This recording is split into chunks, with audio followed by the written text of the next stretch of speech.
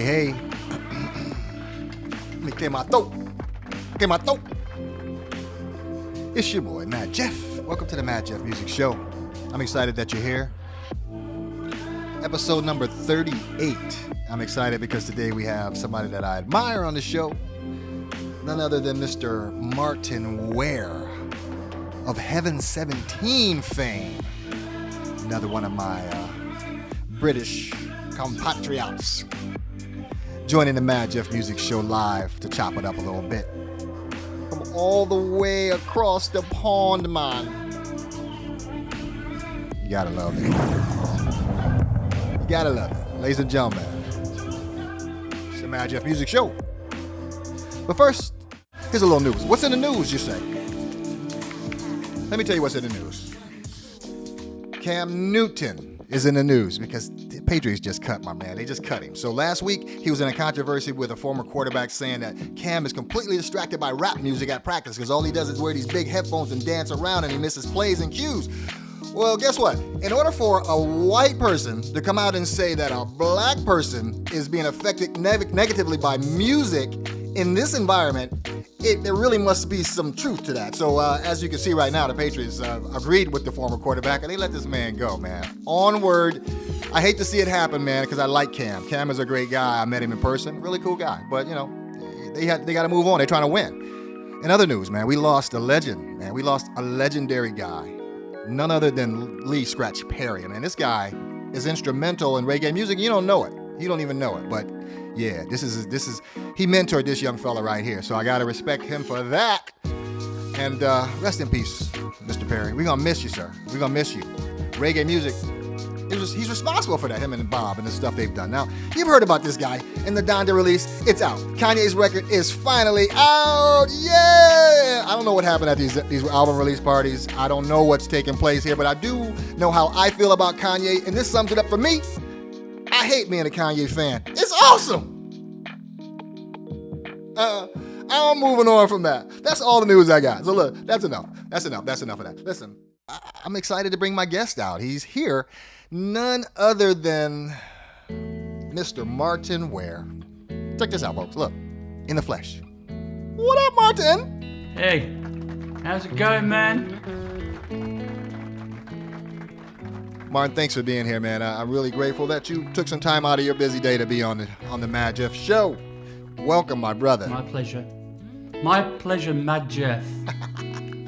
Now you know, Martyn. Hey, when you got up a minute ago, I was looking out of your London flat windows over there. It was a pretty interesting view you got going on over there. I like that. Oh, yeah. It's my penthouse, right? Your penthouse view. You got to like that, man. Well, thanks for visiting me from all the way across the pond. Now, I was excited to get you on the show for a number of reasons. One, I just wanted to talk to you about, success, because you guys got hammered in the head with a massive success that has propelled your career for 40-some-odd years now. Is this you? That's me. What song do you think you're playing right here, right now? I'm pretty sure I'm playing We Don't Need That Fascist Groove thing. That's Heaven 17. Okay. So yeah. you're... I mean, the most famous song in the US that we did was called Let Me Go, which was number one on the Billboard dance charts. Very nice. So, wow. So I feel like I missed the boat on this just a little bit, but because I did want to talk a little bit about that history of Human League with Jam and Lewis, because I know it wasn't the most amicable recording that ever took place in the annals of recording music. So you were already gone. You had already left the group and start. So Heaven 17 was right around the time that Human League had success. What happened is I formed the Human League, got Phil Oakey in to be the singer. We recorded 2 albums, and then we split not so amicably in 1981. And then we went off and formed Heaven 17. And I also went on to produce a lot of very famous acts, as you probably have got on your notes.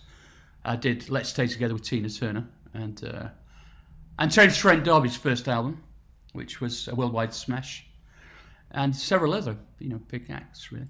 I am very familiar with the work you did with Tina, as well as the work you did with Terrence, and we're kind of connected in a sense because I too had the opportunity to work with Terrence. He came out and worked with us in Minneapolis when I was full-time with Jam and Lewis, and we did some stuff. So we actually had a conversation about his previous record and listened to it, and your name came up and so forth. So I kind of knew who you were way back then. That was in the 90s. That was in the early 90s, so in the mid-90s, I guess. Yeah, late 80s, early 90s, yeah. So, but a great Terrence guy. a good guy. Great guy, very talented guy. It was awesome. So different, such a fresh, breath of air coming into Minneapolis, with the different persona, different mindset. It was pretty cool. You can't call him Terrence anymore. You have to call him Sananda Maitreya. Say that again? No, seriously, Sananda Maitreya. Maitreya. That's his new name. That's his new name. He won't let anybody call him Terrence anymore. And I hear he's making music under that new name as well. Is that correct? Wow, that's yeah, interesting. He's done about 6 or 7 albums. Yeah. Now, let me ask you a question. Do you think, from your own experience, is this a record company dispute, or is this a man that's just found himself and he's looking to go in a different direction? Well, Sananda had a very bad experience with his record company. And I think he had a bit of a nervous breakdown kind of vibe going on. And he decided to reinvent himself under a different name. That's really how it worked. Wow. Well, there's the answer to that. I mean, yeah, record companies are the devil, so they typically do have some way of affecting your mental. But that's right. So, but that must have been interesting working with Tina Turner. I mean, you kind of got involved with Tina a little bit after she was a free woman, kind of reemerged on the scene, and everybody thought she was gone. And then here you come, waving your magic wand, and boom, you got hit records with Tina Turner. Yeah. Well, what happened was I put an album out called British Electric Foundation. That was my production arm, the other side of Heaven 17, and decided to do an album of cover versions. Electronic cover versions of famous songs, but with unexpected singers. And I was due to record the last track on the album. The last one to record was Ball of Confusion, Temptations, right? And I'd already arranged for James Brown to do it, Mr. Brown. And on the day before I was due to fly out to Atlanta, his lawyers rang up and said, we want the points you're offering us, but on the whole album instead of our just his track. And we said, we can't do that. We've got a favoured nations clause, it would bankrupt us. And so I was heartbroken. Went into our record company, Virgin, and somebody wandered in and overheard the conversation and said, do you like Tina Turner? She could do that song. And I'm going, I love Tina Turner. I'd just seen her doing the Proud Mary show in London, and I love River Deep Mountain High and Nutbush City Limits and shit. So I said, yeah. Next thing you know, we're on a Concorde going to LA to meet her. So I'm sat in her front room, two young guys from Sheffield, right? Who don't have two pennies to rub together, sat in her multi-level ranch-style apartment in Beverly Hills, going, Jesus, we have really made it now. But she didn't even have a record label at the time. Wow. Right? Wow. And so she did that, and she did a blazing version of Ball of Confusion. Which went on the album. And then when it came to making Private Dancer, her manager, Roger Davis, remembered what we'd done to update that song and said, would you write some songs for the album? And I said, we don't write for anyone else. How stupid was that to say that? But we didn't at the time. We said, we don't write for anyone else, but I'll happily suggest some... I'll get a short list of cover versions if you're interested in that, and we'll do that. And top of my list was Let's Stay Together, Al Green's Let's Stay Together. Good song. I knew she liked David Bowie, so I thought we'd do 1984 because the album was coming out in 1984.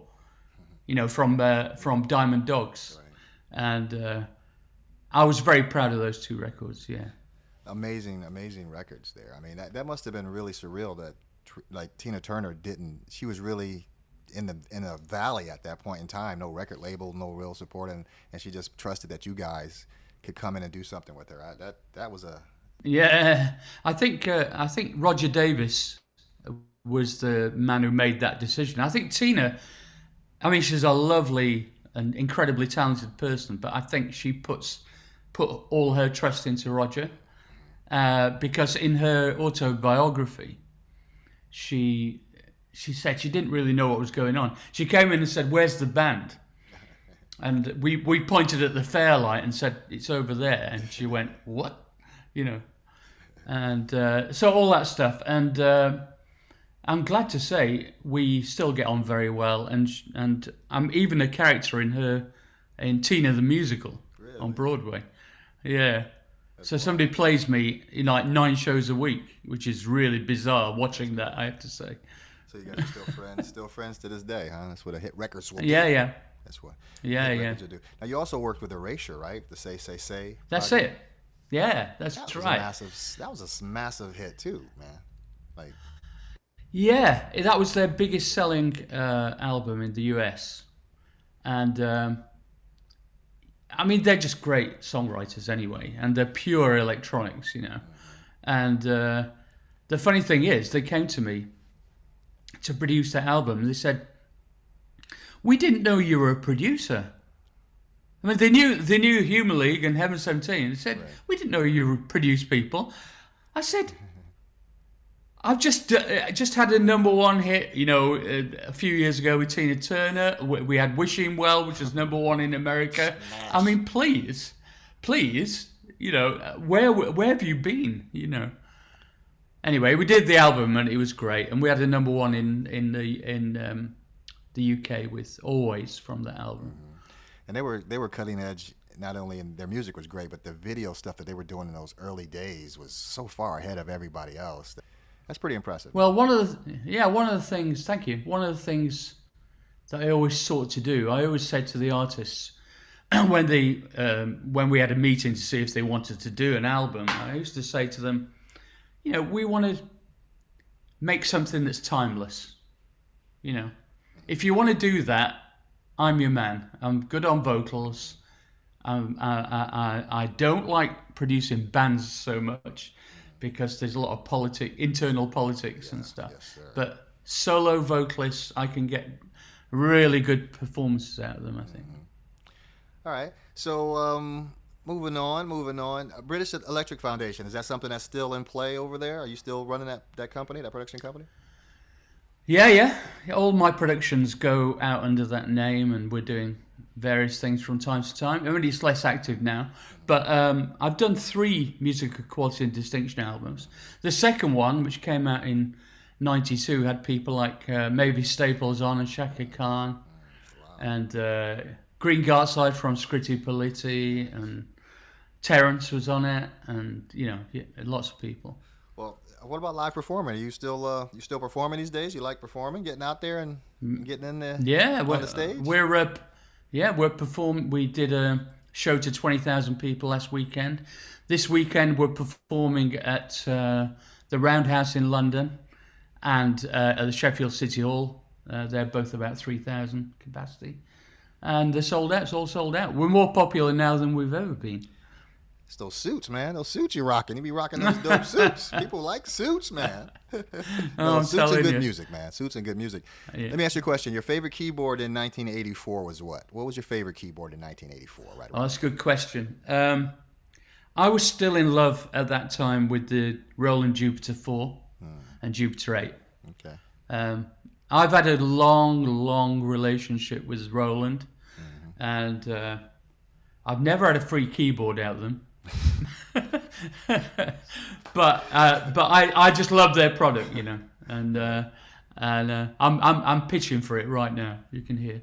All right, well that was 1984. It's 2021, bro. You still striking those keys. What's your keyboard today? What are you playing today? What's your main piece? It's what the main one is. I use actually it's about 7 years old now. It's a Roland V-Synth GT, and that works for me because it's got the the proximity sensor for volume and effects and stuff. So I use that live. And I like that. And the new Phantom series they do for Roland is really good too. Okay. So your podcasts. Your podcast is nutty because I got on there and I listened to you have a conversation with Moby. And I don't know, I didn't think I was ready for that conversation. He's a dark dude, wow. Let me tell you. Man, I wasn't prepared for that. I had no idea. I was like, wait a minute. I had to go. I was like, this is the same Moby that the little bald guy? Bro, he was ripping it up. He was all during his success. He was ripping it apart, man. I'm just amazed by that. But interesting podcast. So how's that been going for you? You're like, what, 50 or 60 episodes deep into that now, aren't you? Yeah, and some exclusive episodes on our Patreon site as well. So it's, do you know, I've been amazed by very few people have turned me down that I've asked. And there are some that are hard to pin down, you know. I'm trying to get, there are a few like Brian Eno and Trevor Horn that I'm trying to get, but they're so busy. I also want to get people like John Carpenter, you know, the filmmaker John Carpenter, who writes his own electronic film soundtracks, and I'm trying to broaden it out into like more a broader range of creative people, right? Gotcha. So not just musicians, but my favorite one was Tony Visconti, I have to say, who's one of my all-time heroes. I think I figured out that 12 of my top 20 albums he produced. Wow. I think he's a good guy, Tony. He seems very open to collaboration as well, which I think is a good thing. But, you know, this is the man who produced, you know, Electric Warrior by T-Rex. Yeah. When I was a teenager. I know. You know, one of my all-time favorite albums, and let alone Black Star, the last Bowie album. He kind of co-produced Diamond Dogs, Scary Monsters, Low. Just the Bowie stuff alone is enough. But the Bowie stuff. People he's worked with. Yeah. Just Bowie on your resume is it. I mean, he's done some damage, man, and he's still going, which is amazing. Oh yeah. He never stops working. And in fact, Glenn from Heaven 17, our lead singer, is the lead singer of Tony Visconti's Bowie tribute band, Holy Holy. Okay. And so Visconti plays bass, and he's got various great musicians doing the other stuff. And Glenn does the part of Bowie, and sings the heart out of him. You know, it's really good. That's hot. That, you know, what that tells me is it's never too old to be. And I'm about to go form a band, bro. I play a little guitar. I'm about ready. I think you should do it. So, man, the podcast is good. Nobody says no to you, because why would they? Because, you know, you're Martyn Ware. I mean, but you're enjoying talking to folks and just kind of getting a feel for, you know, I mean, from the Moby interview, apparently they'll tell you everything. Like, just spit it out. Like, you didn't even ask him all those things he was telling you, bro. What it is, I try and encourage, like you do, a conversational tone, right? So it's more like a peer-to-peer thing. And before you know it, people have forgotten they're not in a pub or something, having a chat. Yeah. That they are exposing their guts to the world. I mean, like Gary Newman, right? Gary Newman told us this story, which he's never told before. He used to fly aircraft. He was a qualified pilot, and he was flying across the Pacific with a co-pilot, and both engines cut out, and he was plummeting into the middle of the Pacific. And on the way down, it takes about 6 minutes to get to the sea. He knew there was one escape raft for one person, and he was plotting in his head to kill the co-pilot so that he could live. Eventually, it turned out the engines had frozen up, and they thawed out as they went down. But what a story! Jesus, that's a deep dive right there. That is like, whoa, really? Okay. Well, that's, I mean, I try not to go that deep because I don't want to know anything that I don't want to know. You know what I'm saying? Like if I think of you a certain way, I don't want to know that you're an alcoholic. Okay? I mean, I'm sorry, I love you, but let me send you to somebody, but it's not me. You don't want to talk to me about that because I'm still. I remember your music, and that's what I'm focused on. Yeah. Awesome stuff, man. So I hear you're a vegan. Is that true? Absolutely not. I'll eat anything. Nose to tail. Well, don't ask me where I heard that, and I won't tell you a lie. What else is going on? I think you're getting mixed up with I think you're getting mixed up with Moby. He's got vegan for life tattooed on his neck. Yeah, he's definitely vegan. Well, I'm just surprised he was also all those other things too. It just blows my mind. That's what happens when you get so much money. You know, you don't know what to do with it. I don't know what that's like. I have no idea what that's like. But I'll take your word for it. Because with me, I have something to do with all the money. I'm not in that position either. Yeah. Every dime I get, I know exactly what the hell to do with it. Somebody else knows before I even get it. Hey man, surround sound, is that still something that you're into? I know that there was a period of time where you were heavy into that. Yeah. I've got a company called Illustrious, which I formed with Vince Clarke from Eurasia. And it was around about the year 2000. The kind of production jobs that I was getting offered were getting worse and worse. It was all like TV show stuff, and I didn't fancy it. So I said to Vince, look, let's get back to what excited us in the first place about the future and look at what's coming up. And we heard this three-dimensional sound system, and it was like all kind of lab coats and, you know, kind of educationalists using it. And I said, look, if we could adapt this for musicians and producers. So we designed a new front end so you could use it. Nice. And since then, we've done 60 major sound art projects in the public realm. You know, I've done 3 or 4 in New York. You know, awesome. Massive installations all around the world. Yeah, that's incredible. That's incredible. People just take it for granted. I too was heavy in surround when it first came out in the early '90s. I was trying to figure out how. At one point I had 5 speakers in my studio, and I had a little sub in the corner. I had it worked out. It didn't go anywhere because I never got to use it for anything that I'd like to. But people just take for granted when you're in a movie theater and there's all these speakers in there. You just take for granted that they're hearing a stereo. Yeah. You know what I mean? And that's well, nuts. we tried to. We presented our system and tried to sell it to the people at Imagineering at Disney and DreamWorks. We did big demos with a full-size system and everything, and it was just too far ahead of the curve for them. Right, how about that? They just moved to digital distribution of film, and they just spent a fortune equipping all the theaters with digital projectors and stuff. The last thing they needed was me coming along saying, no, you're going to have to re-equip everything, you know. And now, of course, it's the time, isn't it? Because it's Dolby Atmos is coming along in a lot of theatres. Yes, definitely. Which is not as good as our system. Well, I love to hear your system sometime. I know that when I'm in the theater, just recently, I told my girl there's a glass break happened in the far right corner of the speaker. You know, the movie's taking place and everything's happening here. There's a glass break. I said, you hear that? She goes, what? I said, listen. It did happen again. No, she didn't hear it. So most people just don't hear it. But, you know, some of us guys are actually sitting around going, okay, what's happening in this surround mix right here, which is weird as heck. But I got time. Well, the thing is, you know, like superhero movies, right? Mm-hmm. Say, for instance, I don't know, let's take an example. Say something like the original Daredevil film.